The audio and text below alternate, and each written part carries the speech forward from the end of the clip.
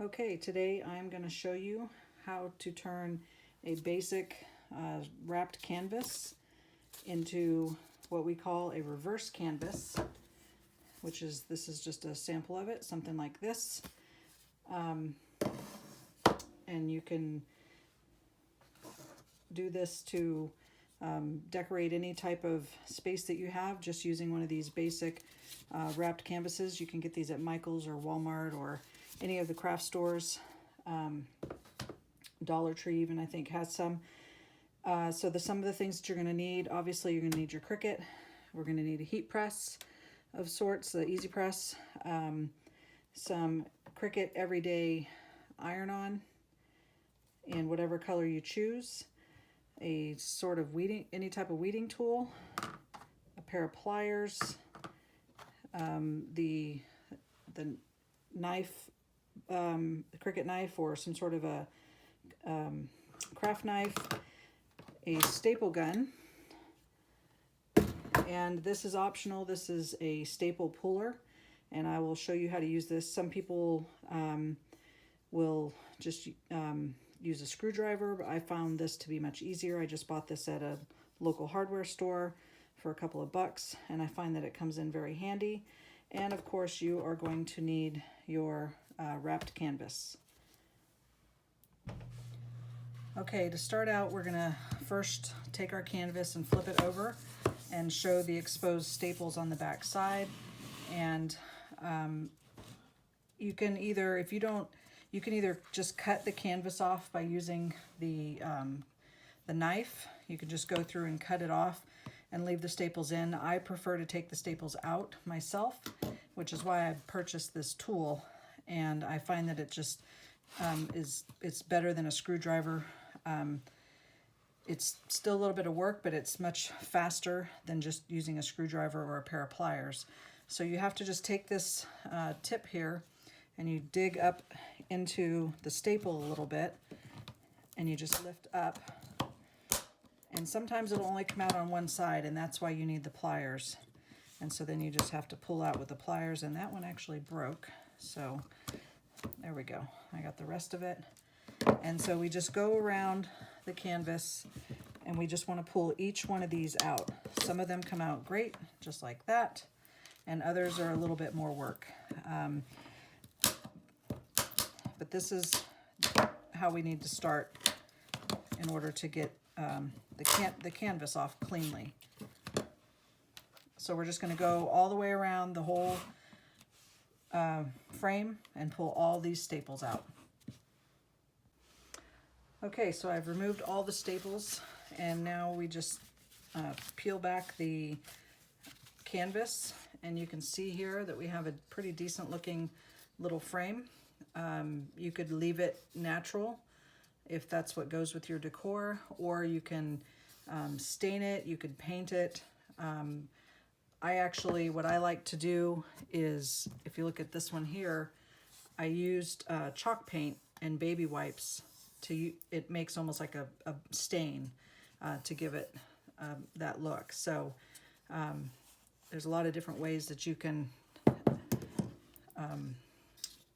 decorate it or make it match your decor.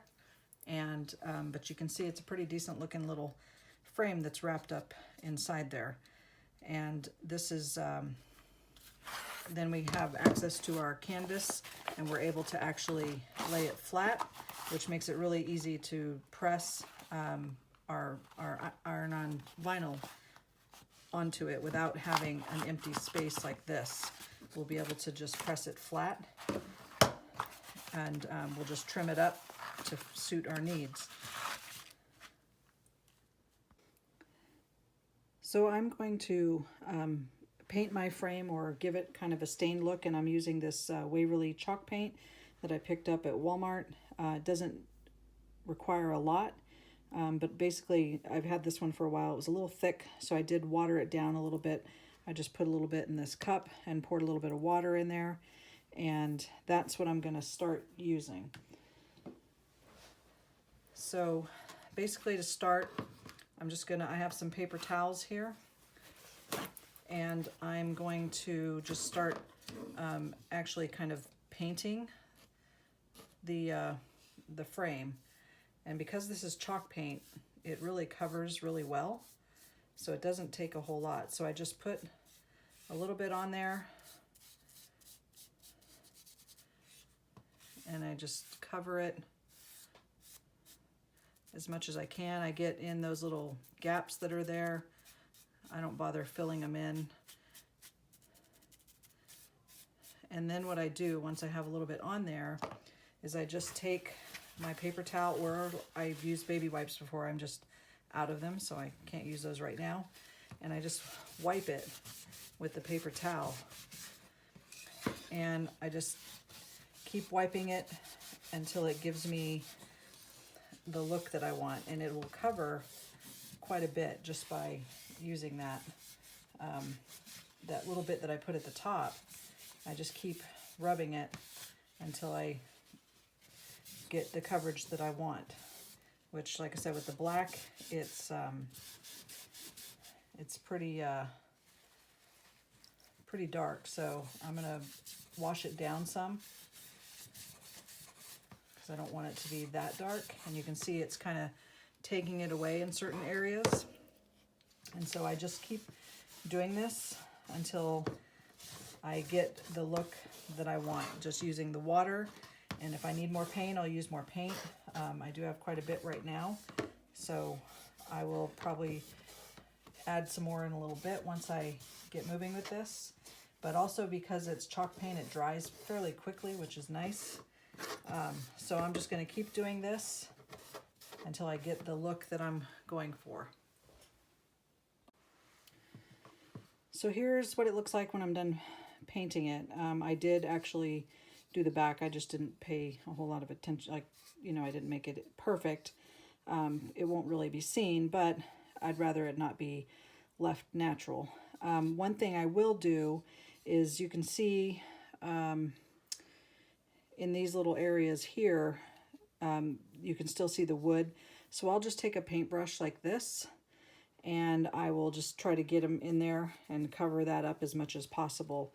And then I will call it done. Touching up just any little areas where the wood meets, or anything that I missed, I'll just do it with a small brush like this, and just getting into those little crevices. And then this part of the frame will be complete. Okay, so now that my frame is dry, I've taken my canvas and I've laid the good side down flat. So this is the back side of it. And what I need to do is I need to mark the size of the frame on it.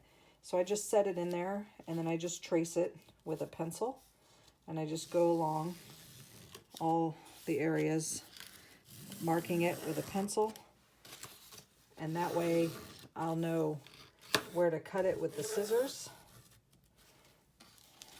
and I'll have the exact size that I need to be, and then it'll be nice and flat, and I'll be able to press my vinyl on the good side. Okay, so here we are in Design Space. I have my design that I'm going to put on my canvas for my bathroom, and the way that I've sized this is that I've measured the inside area of the frame that I'm going to be putting it in, and I made myself a rectangle slightly smaller than that size, so I know if I put my design to make it fit within this rectangle, then it'll be good for my sign. So now that I've welded it, so all my letters are connected, everything is good to go. I don't want it to actually cut that rectangle out, so I'm just going to turn that off here, and then I'm ready to cut. So I'm going to go to Make It, and then from here, this is a very important step that a lot of times gets forgotten, and then you're like, whoops, mistake. You learn from your mistakes. So we're cutting this out of heat transfer vinyl, so we have to mirror this. So we select mirror, and you can see it makes the image backwards, and then we're ready to cut it. So we go to continue, and then from here we're just going to choose my machine, or you choose your machine, and we're going to go in here once it connects with the machine. Sometimes it takes a few seconds to pick up the Bluetooth. Okay, and so we are using Everyday Iron-On. I have that selected in my favorites. So if you didn't have that, you can go to Browse All Materials. You select the vinyl category, or actually, sorry, Iron-On. Select the Iron-On category, and you have all of these to choose from. I'm using Everyday Iron-On. That's my choice, and then done. And I'm just going to leave it to the default pressure because I don't usually have any issues. And it's ready to load into the machine. Okay, so here we are. We're ready to put our vinyl on the mat. I cut it down to size. So when you cut Iron-On vinyl, this is the shiny side, this is the dull side. So when you cut Iron-On vinyl, you want to put the shiny side down.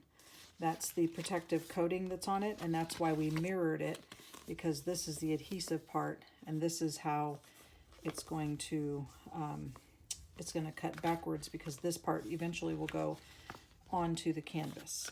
So I'm just going to put this on, and my mat's a little older and dirty, and so what I like to do is I take a brayer and I just really brayer it down just to make sure that it's on there really good. And then it's ready to load into the machine. You can see I've got my flashing load button here. So we just have to make sure that we load it under these feet here. And I just press gently up against the rollers and I hit the load button.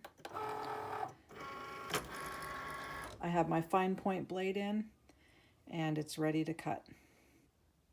Okay, so it's finished cutting. I pulled it off the mat and now I am ready to weed it. I use an OttLite, which is, there's a bright light over here because I have a hard time seeing sometimes.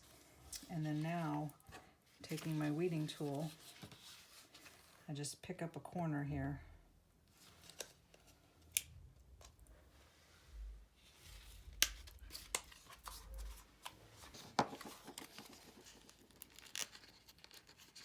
And then give that a pull.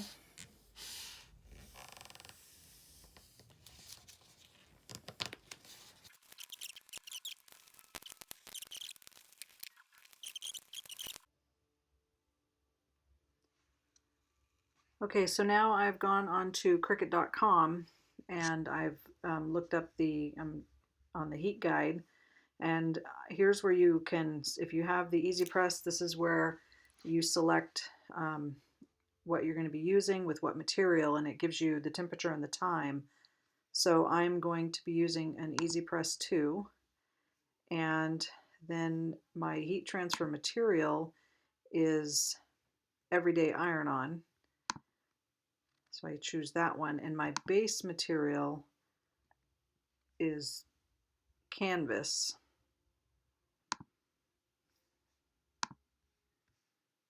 And then I just make sure there's not something else to choose, but I feel like the canvas is probably the best option there.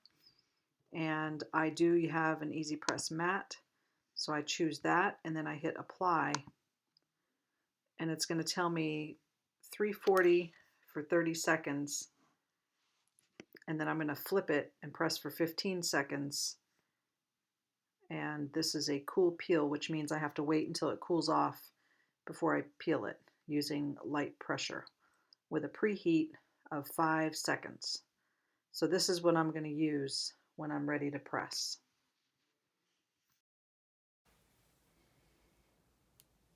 Okay, so we've got our heat press here, Easy Press, and we're going to turn it on, and we are going to set our temperature to 340, and we are going to set our time for 30 seconds.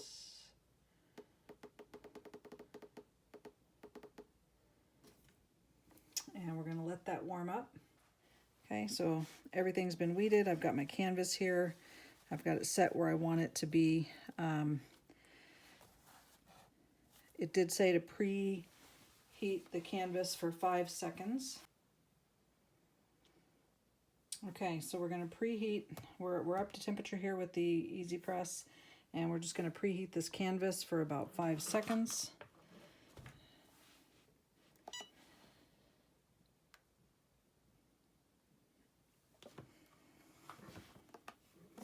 And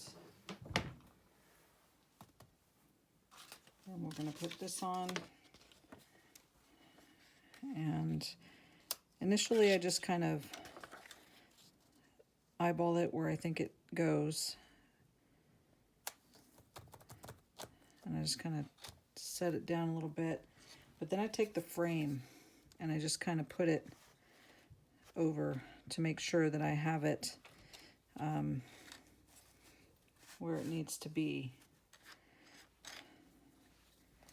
And I just use this to help me get it set. And then once I have it good to go, I can remove the frame out of the way and then just make sure we're ready to go.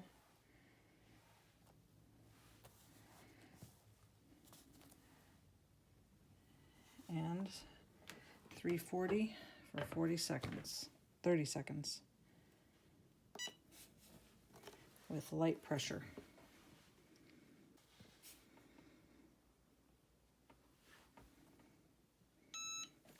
Okay. So the other thing is it said it was a cold peel or a cool peel, so we need to let this set for a little while before we peel it off. It's still very warm to the touch. Okay, so now we're ready to take our piece of canvas and put it back onto our frame. Some people will just hot glue it on. I actually prefer to have it stapled. I feel like I can get it to be a little bit of a tighter fit if I use a staple gun. So I have this stapler here, and what I try to do is I try to look at it from the front and set it the way I want it to make sure that everything looks good. And if it looks good, then I'm holding it on the back, and I just make sure that it's not crooked or anything while I'm holding it. And see, to me, I think it should probably go over a little on this side. So I'm just going to scoot it a little bit. And then again, I just hold it down and flip it, see if that looks better, and that definitely does. So I'm satisfied with where it is here. So then I just set it down right there, and I'm just going to put a staple on one side of the canvas on each corner to tack it down. So I will just put a staple here, and then a staple here, but I just want to make sure again that it's pulled tight. Oops.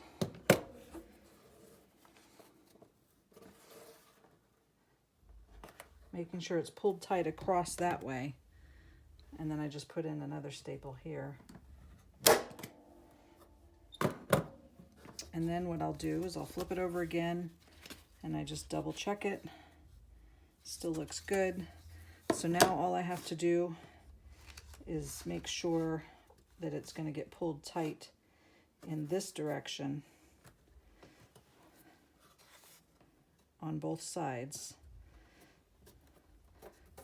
And then I just pick a corner and I'll put in the next staple, making sure that it's nice and tight.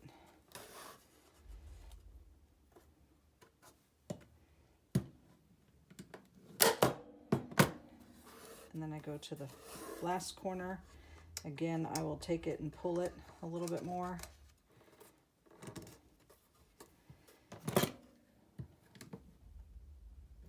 Staple it down, and then I'll go to the centers and I'll just make sure, I'll actually evenly space them, but I'm still going to make sure that everything is pulled tightly around. And if any of the staples are sticking out a little bit, I'll tap those back in with a hammer. And there is the sign, and it's ready to go. Everything's nice and tight, and I think it looks great, and it's going to look great in my half bath. So I hope this helped you out. I hope you learned something from this tutorial. I hope you are inspired to make your own reverse canvas. If you have any questions, feel free to ask. Thanks.